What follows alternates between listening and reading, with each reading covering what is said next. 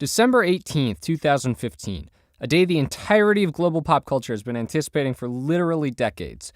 You and your friends pile into the car, head over an hour in advance, and smuggle dinner into the theater to make sure you get good seats. And then, after all this time, it begins.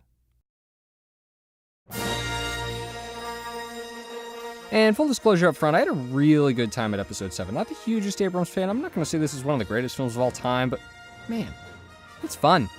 There's spaceships, there's lasers, there's sci-fi samurai sword fights, badass women, cute robots, nostalgia, maybe too much nostalgia, and then 84 minutes and 20 seconds in, this happens.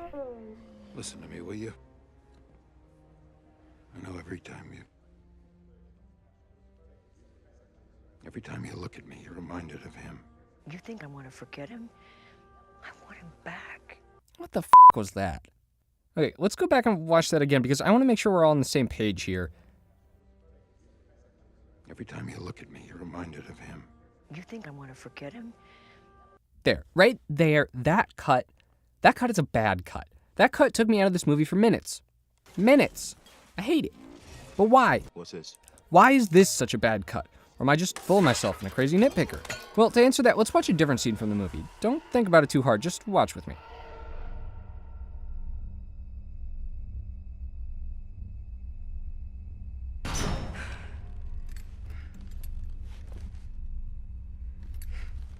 Where am I? You're my guest. Where are the others? You mean the murderers, traitors, and thieves you call friends? You'll be relieved to hear I have no idea. You still want to kill me? That happens when you're being hunted by a creature in a mask.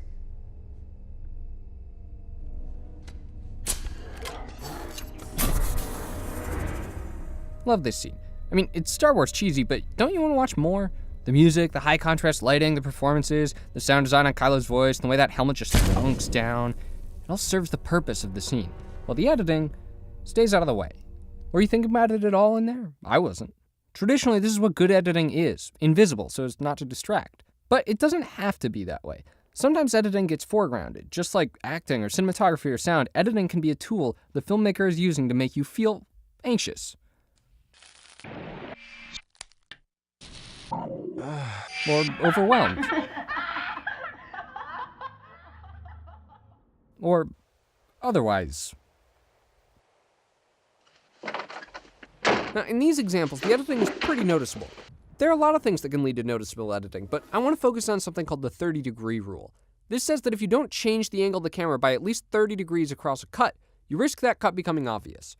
Now, obvious cuts aren't always a bad thing. All these examples are using that obviousness for something. If they weren't, they'd be jolting the audience for no reason. What would that even look like? Every time you look at me, you're reminded of him. You think I want to forget him? I want him back. All right. So now maybe you're asking yourself, didn't this movie have a $250 million budget? How did something like this happen? Who do we blame? I think that's a bad instinct. This movie did have a $250 million budget. They hired talented, smart people. That's not always enough for a whole bunch of reasons, but we know they can get this right because I already showed you they can get this right. Now this cut is great. The camera angle does change a little more than 30 degrees, but it's close. It's kind of noticeable, but it's for a purpose. The character is jolted, and this cut jolts the audience right along with her. Hooray for creating empathy! So I don't think this cut was planned. Instead, consider this. You're J.J. Abrams in a theater, screening the film for a test audience. This scene comes along, and in this particular version of the movie, there's a whole speech from Leia in here rehashing the past and her feelings about Han and her son. Honestly, these two shots look like they could be the front and back of the same dolly shot, so this isn't that far-fetched. But anyway, you look around, you can tell you're losing the audience. They're smart, they know what's up, so let's move it along. So back in the edit bay, you try and find a way to cut this theoretical speech, and turns out if you go from this line at the beginning of the speech You think I want to forget him? to this line at the end, I want him back. you're golden. Everything still makes sense, the pacing feels way better, but now you've got this crappy 30-degree rule breaking cut. Boop. But what are you gonna do, reshoot? Maybe this is past reshoots. You're gonna spend hundreds of thousands, if not millions of dollars on getting the gang back together to fix a boring dialogue scene? Disney won't be happy. Heck, most people won't notice this cut anyway. They'll forgive you. Cut stays. So, what's the takeaway? Well, making movies is hard. So much goes into every little detail that we as audience members just don't think about, and all those details matter. But sometimes, Even if you have more money than God at your disposal, you have to compromise on those details in favor of the big picture. Which makes me feel a little better, because if there's a cut this bad in Star Wars, maybe there's hope for me yet.